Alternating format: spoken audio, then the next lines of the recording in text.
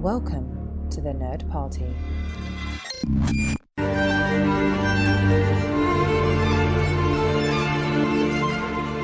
Hello and welcome to the A24 project here on the Nerd Party Network, the only podcast to take you through the back catalogue of A24, review the latest releases, and bring you interviews with the casts and crews behind these films. I'm your co-host Dallas King, and with me as always is Lee Hutchison. How are you? Yeah, I'm really good, thanks. Looking forward to discussing another Paul Mescal movie in as many weeks together. Indeed, yes, because on today's show we're reviewing God's Creatures, which is the second A24 film in quick succession from the man of the moment, Paul Mescal, which puts him, at the moment, that means he's a half Farrell Pattinson. So, just a couple more, he'll be aiming for top spot, because if you keep track of these things, we've got Robert Pattinson and Colin Farrell are both tied on 4. Oscar Isaac is on 3. And as we found out last week with Marcel the Shell with Shoes On, we got a 3-way tie for female actors who have starred in A24 films, with Riley Keough, Elle Fanning, and Jenny Slate all on 4. But again, Jenny Slate, slight technicality given that it was only her voice that featured in Marcel the Shell. But, we're splitting hairs here. It's going to be a very short roundup, I'm afraid, for A24-hour news this week, as the only real noteworthy item on the agenda is that Universal Pictures Content Group have picked up the international rights for Pearl, but as of yet, no dates have been announced. So all those people in the UK who are desperately wanting to see Pearl are going to have to hang tight and wait a little bit longer, I'm afraid. We talked about Pearl and the fact that it was an odd one, that given that X was released in the UK within about a matter of weeks from the US release date, that Pearl is conspicuous by its absence. Do you think they're going to sort of... When do you see this one dropping? I've a feeling that, given now that we're heading into sort of award season, I feel this might be a slight, maybe so end of January, early February sort of break, from the Oscar fair and. I think horror films normally do quite well being in February. Perhaps it will drop there. Yeah, a bit counter programming, isn't it? But I think it's, if I was Universal, you've kind of missed the boat, really, haven't you? I think we obviously, you saw it at Venice, I rented it, but it's always one of those things. I noticed it recently with catching up on Marcel the Shell and Pearl. I've paid for my rental costs so I can watch it on my TV without ads for casinos at the bottom, but I certainly noticed that when I went onto Letterboxd over that kind of weekend, it sort of went onto video on demand, that a lot of people in the UK that I follow on that seem to catch Pearl or had comments to say about Pearl on Twitter, for example. And I'm not, no judgment pass whatsoever, but I'm certainly going to assume that they sort of decided that, let's kind of pirate it, torrent it. And, I can understand why people do that, because, gone are the days where sort of we had these sorts of things where you'd be patient to wait, but you could go, right, well, I'll get it on a streaming service, I'll get this, but it's such a disjointed kind of release that everyone's been hearing about, oh, how fantastic Pearl is, and discussions about it, oh, you've got to see this scene, oh, Mia Goth might be nominated for an Oscar, and people want to get involved in these conversations and see it, and premium on demand costs are quite high, so not everyone has access to an American iTunes account, so why won't people just download the movie and watch it, and then when it comes out in the cinema in January, people are going to be like, oh, I've already seen that, I'm going to go check out maybe The Whale or something else like that, that's maybe kind of dropping into cinemas to be part of the Oscar kind of discourse. So it's one of those ones that's definitely a missed boat, and people that would have gone along to see it in the cinema are going to skip it, and it'll be a half empty at best screening on a Saturday afternoon at a cinema, and then gone the next. It's just not joint up thinking whatsoever. Yeah, no, it is I guess the issue of these multiple sort of different distributors and stuff like that who've all got their own plans, because it seemed for years, back sort of like almost 15, 20 years ago, it was pretty much standard that the US would get films before the UK. There would be a standard sort of 3 months before you'd be able to see it. The Phantom Menace, actually, I remember actually screened in the US, like in May, and then it came to the UK like a couple of months later, and it's like that nowadays that would be unheard of given digital cinema and piracy and stuff like that.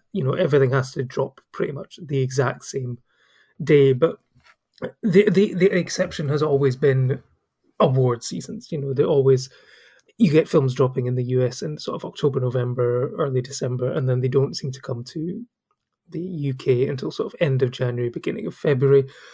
Part of that is potentially, sort of because it's maybe in the run up to the BAFTAs when the BAFTAs move date and stuff like that. But I know that you shared a post in the group about Tar being on a premium PVOD in the US, $20, and I'm like, I heard rave things about it. Venice missed it. I was really good. Wasn't it London? And you're gonna have to wait towards the end of January to see it. It's like, do I take the hit? $20? Is it worth seeing that before the cinematic experience? But then I'm thinking, no, I think I probably would want to see it. I think I'm going to bide my time.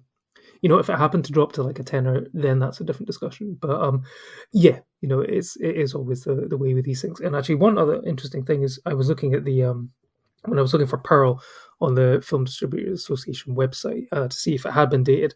It was not, but I did notice that, interestingly, the Wales distributor for the UK is listed as A24, not Universal or anything like that. So that is an odd one that they are distributing something else in the UK, but then there is such a disparity between the release dates because it's out at the beginning of December in the US, but it will be the 3rd of February here in the UK. So that was an odd one. And that does mean potentially, like Everything Ever All at Once, that while it's great that they are screening it, we might not get a Blu-ray release. Have you had to mute Tar yet on social media? Because that's all I can see at the moment is Tar clips, Tar comments and discourse. I'm desperate to see this film. It's the type I love movies about musicians and performers like that. So I'm just so frustrated waiting for tortured this movie. artists. Yes, tortured artists. Yeah, like as someone that loves Vox Lux and Once and things like that, I'm just desperate to see this film, and it's just like I feel like I'm just constantly having to dodge it on social media. And I saw a thing today that the content kind of monitors on Twitter have all been sacked, so the people are currently uploading in like 46 part threads, like entire movies as well. So I believe someone was it Tokyo Fast and Furious Tokyo Drift, I believe. Yeah, I saw that one and some numerous other ones. So I'm very curious to see. I wouldn't bet against someone uploading the entire Tar film before the end of the week. So yeah, it's a difficult time to be dodging these movies, and it's how Cate Blanchett would want you to watch it on a 46 thread Twitter. What we need to do now is bring back what people did for The Phantom Menace. Remember, there was like people that were heading over to New York and America to watch the film early. So yeah, that's what we need to do. If you are desperate to go see The Whale and can't wait long, get yourself over on a flight to New York to go watch at the Lincoln Center. I have thought about it every now and again, going over to New York just for films. Well, no, not just for films. Going over to New York, but then catching like films. I have watched stuff like Vox Lux and things when I've been over there because there was no. I would always check out, and if there was no UK release date, I would do it. Or the great thing of you would even sometimes get films on your airplane that were still not released in the UK. So I would, it'd be like the like 2 weeks ahead of my flight, I'd be checking. You'd be able to go online and check to see what films are going to be screening on the plane. You'd be like, okay, I can watch this, working out the run times, figuring out how many you can fit in on the thing, thinking, you probably should be getting a nap or whatever. But no, it doesn't matter. No, you try and get all the exclusive films that you can then brag about when you get home, only to realise that they've then had a release date when it's going to be like a week after and you don't feel so smart. But here we are on to another A24 film, which also, coincidentally does not have a UK release date. God's Creatures. This is directed by Sala Davies and Anna Rose Homer and is written by Florina Cronin O'Reilly and Shane Crowley. Stars Emily Watson, Paul Mescal, and Aileen Francisca. In a windswept fishing village, a mother is torn between protecting her beloved son and her own sense of right and wrong. A lie she tells for him will rip apart their family and the close-knit community in this tense, sweepingly emotional epic. Not my words, but the words of A24. So, Lee, let's get your expectations and your sort of initial thoughts going in, because this is a film which debuted at the Cannes Film Festival in May, but seemed to kind of get lost in the shuffle a bit. I think A24 had 4 films screening at that festival, including our next entry, Stars at Noon, and was, I'd say, probably overshadowed by Mescal's other film, After Sun, which we have raved about on an episode a couple of episodes back. I mean, what were your sort of thoughts going in? I mean, I'm presuming you normally just keep your powder dry. You just got to go in, as cold as possible. But did you sort of have any sort of real expectations of this one?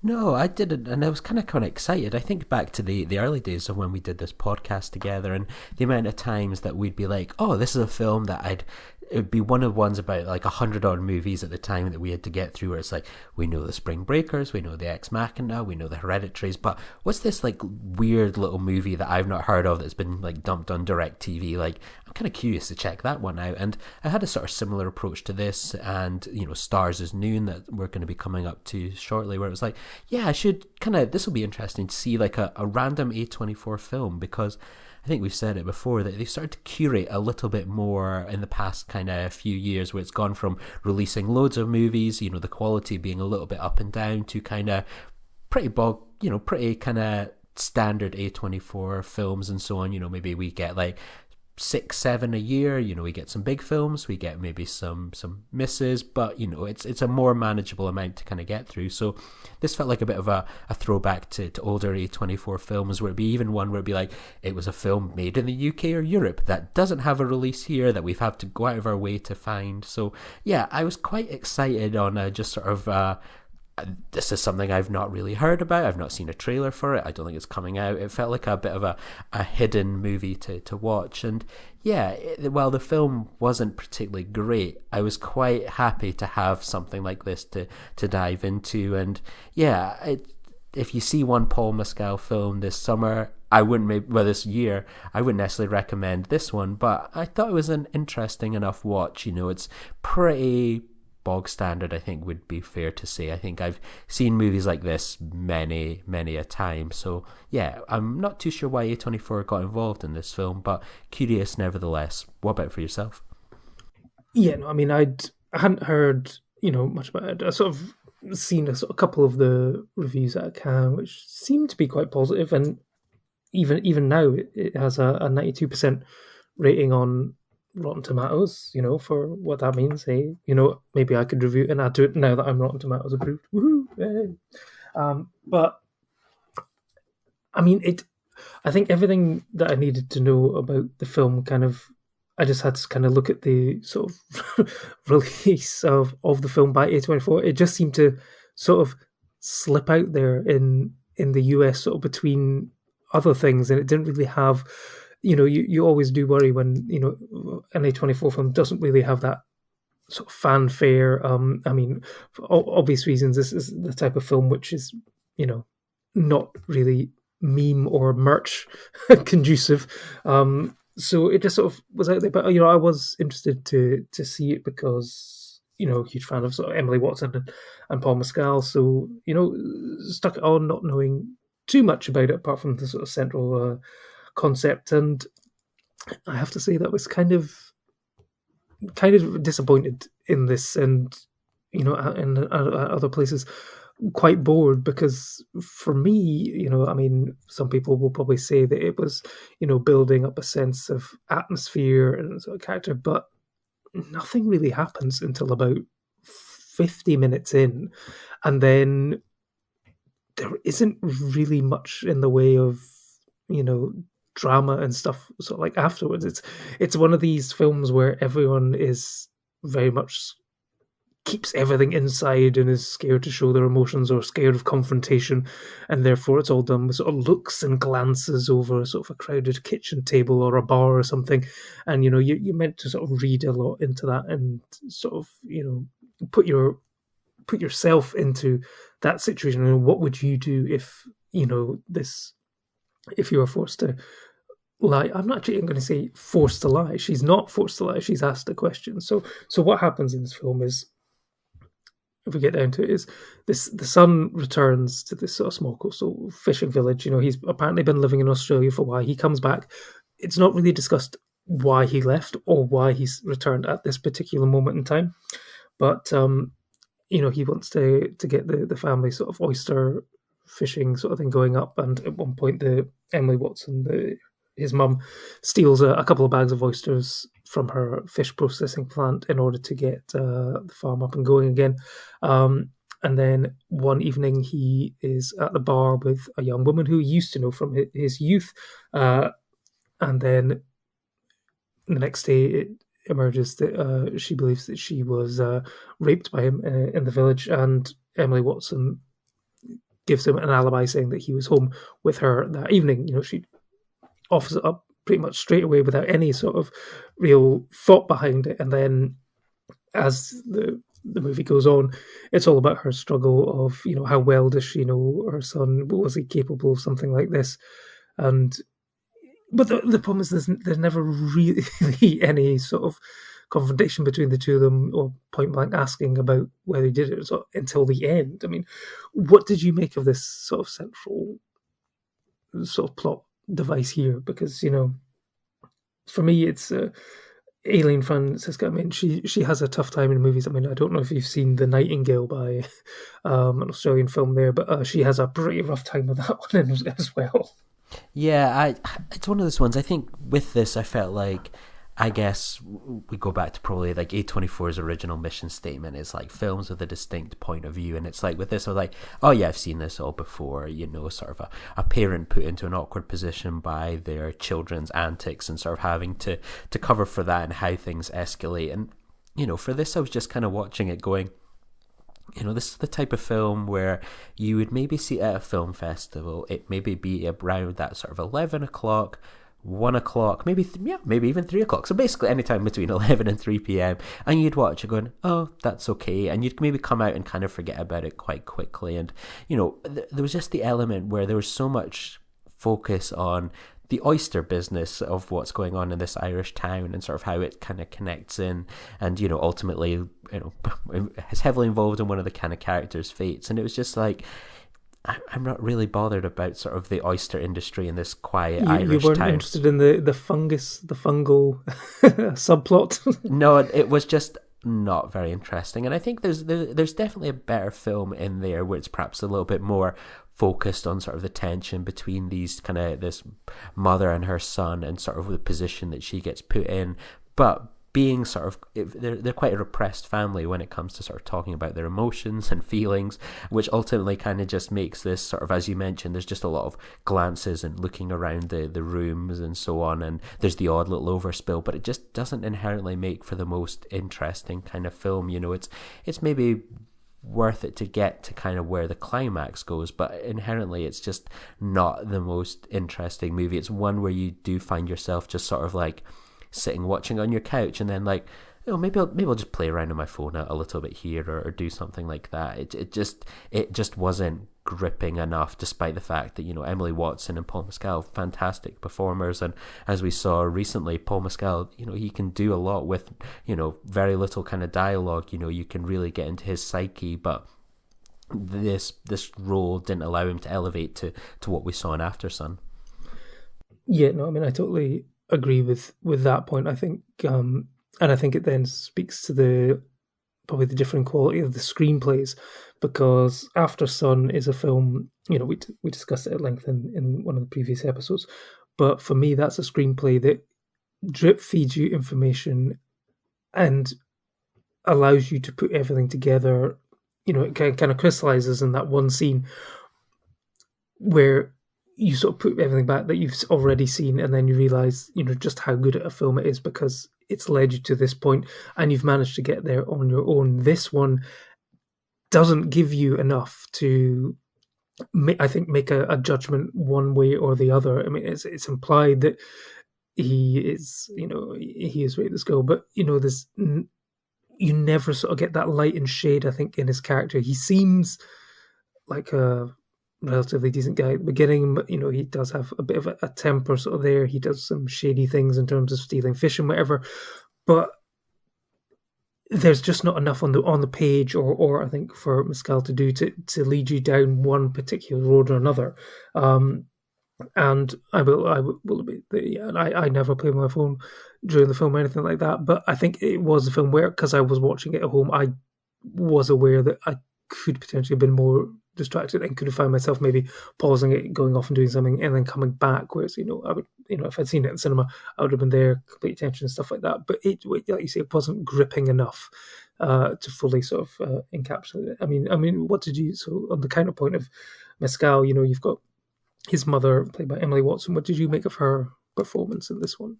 I do think it goes in Emily Watson's favour that she is someone that, she has a great kind of face for those kind of, knowing glances and the tension. And, again, sort of this repressed sort of family and talking about feelings. And, we don't necessarily know why X people went away to Australia or what brought them back, etc. So, there's a lot of tension that you can sort of see in her face as sort of the kind of matriarchy of this family and sort of this business and the decisions that she's being put through. I think one scene that stood out to me in particular was there's a funeral that takes place, and there's this tension between the woman that potentially was raped and sort of her potential rapist, and they're both sort of together in this room, and what's kind of going to go on? Is it going to explode here? And you just sort of see her just watching everything sort of just slowly about to kind of crash together. And I think as I say, she did a good job, and I think people did a good job in this film. But it's just it wasn't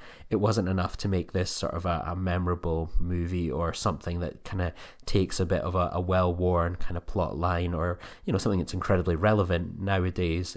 Sort of very much with kind of discussions about things like Me Too. We've got She Said on the horizon as well.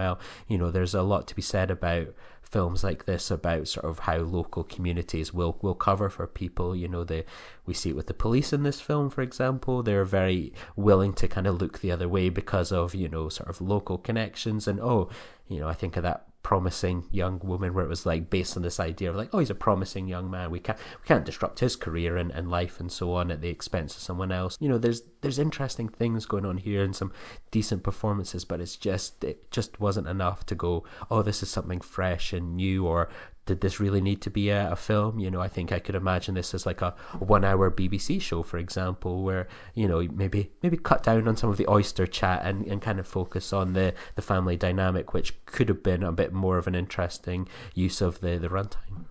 It was interesting that for you've got sort of female directors, but the screenplay is sort of co-written by a man and a woman, and it's interesting that it doesn't seem to fall down on one side or the other in terms of with the focal point.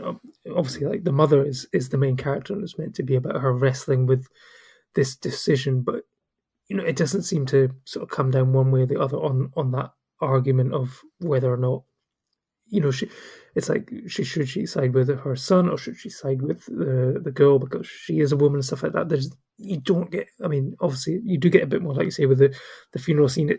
She does move sort of quite rapidly towards the end as to where her thoughts and allegiances lie, but it all seems to come for me a bit too quick. It's like she's very quick to sort of give him the alibi without any sort of thought as to even just like a moment's hesitation as to just even think about, oh, what day was that, or something like that, and think about whether or not you want to do it. She's very quick into that, and then I guess she's wrestling with it, and then equally the decision she sort of makes at the end seems very sudden and out of the blue. And we can go, I guess, into a bit of sort of spoilers at the end. So if you haven't seen God's Creatures, press pause, watch the film, and come back. So at the end of the film, mother and son go out to tend the oyster farm, and that's when they sort of have this sort of big argument. She's trying to get the truth out of him, which he's still sort of unwilling to do, basically saying, well, things happen, and then as I've been, a bit of foreshadowing earlier in the thing, Paul Mescal's character nearly gets caught in the waves, and as the tide comes in quite quickly and has to get helped up onto a boat, and this sort of happens again. There's a red marker pole, and Emily Watson notices that the tide's coming in, manages to get back in the boat, but Paul Mescal's character, Brian, he struggles and eventually gets swept under, which she does nothing to help her own son. I mean, it's quite a sad, sort of shocking ending, but I mean, for me, it is, again, it feels like there was something missing there in terms of a scene or something between the two where, there must have been something happened that he left in the first place, whatever. She must be harboring a lot of feelings towards him that are never really expressed. And I just needed a bit more, just maybe a couple of scenes, a couple of lines of dialogue here and there that would have made the sort of final decision make a bit more sense to me. I mean, I don't know how you felt about it. Yeah, I was the same. Again, it kind of maybe works to an extent that, there's not that, it isn't kind of spoken about perhaps in words, and there is a lot of these glances and the tension and what's maybe gone on before, and actually knowing that her son is this type of person, and she's complicit in this whole sort of thing to an extent. She's enabled him, covered up for him, and sort of gets dragged away. It's like, oh, that's just kind of happened, and it's not even sort of the most dramatic kind of thing. You sort of, even when you sort of, it cuts to the mum just sort of laying on the boat, just listening to her son sort of screaming for help as he gets kind of dragged away, you're kind of like, okay, is this what's kind of happening? It didn't feel kind of like this big dramatic payoff, or just like, oh wow, this is. It was a very, very quick submergence, wasn't it? Yeah, just, it was not the most. It felt like it could have been a really dark, brutal scene, but this, you just sort of watch and go, oh, okay, that just happened. Yeah, it was kind of a bit of an ending where you're like, oh, it kind of elevated the film a little bit to an extent of like, oh, I'm. You were like, oh, that's memorable. Yeah, I'm glad they went down that route. It made it stand out a little bit more, and he got his comeuppance, and it'd been easy to go, she's going to go to. But did he? If they really were wanting to make like a statement and stuff, should he not have like should he not have like struggled more? Should we not have seen a bit more of him struggling and like drowning and stuff like that? I think it felt he almost like then kind of got off light as he was very quickly sort of submerged, I think. Yeah, but nevertheless, he was, he died. Nevertheless, he was taken away as, I suppose the cruelty of knowing his mum wasn't going to help him, and imagine dying and your blood, family were not going to go, fuck you, off you go, kind of, you can drown away. There's something quite brutal and savage in that, but it just didn't feel it earned that sort of like, oof, God, that was savage, or that it was just kind of like, felt like going, oh, that's something that happened. And it's a change from, I'm actually going to report him to the police, and we see the film ending with him kind of locked away and so on, and then her suffering goes on and so on. It felt like it had a decent ending, not a well kind of put together ending, but an ending that sort of made me go, oh, I will remember God's Creatures more than perhaps some of those other A24 like direct TV films, I guess. Yeah, no, I mean, this is just me spitballing here, but if I really wanted to be sort of cruel, I guess it would have been like, him like getting to the side of the boat and like reaching his hand up, pleading with his mum to pull him aboard, and like the mum reaching the hand up, but then sort of pulling it away, and like the look between the two of them as he then slowly submerges. That would have been like a cruel, dramatic ending, but it's an ending we didn't get. So, I mean, for you, I mean, we've been quite sort of down on the film. Were there any sort of positives for you? I mean, I just wanted to highlight the score. I thought that the score was actually really good.